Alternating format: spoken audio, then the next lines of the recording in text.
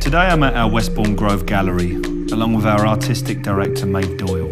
It's a particularly exciting day today because not only are we here to oversee a new hang, but we're also welcoming a new artist duo, the Miaz Brothers, to the Maddox family. The fact that a viewer stays in front of the canvas longer, trying to figure out what they're looking at, and if they can recognize it or not, it's amazing. And that's one of the best things I love about the work as well. It really captures your attention, Bravo. not just for a second, Bravo, you know? Exactly. See, this is a series that it's more fun than what we normally do, because now we normally, we are more like in the philosophy, portraiture. This is your take on pop. Bravo, yes.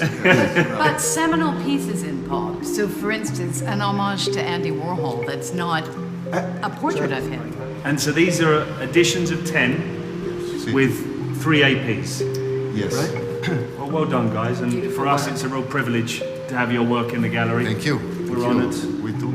Thank you. Grazie. I'm proud of it. Thank you very much. Thank you.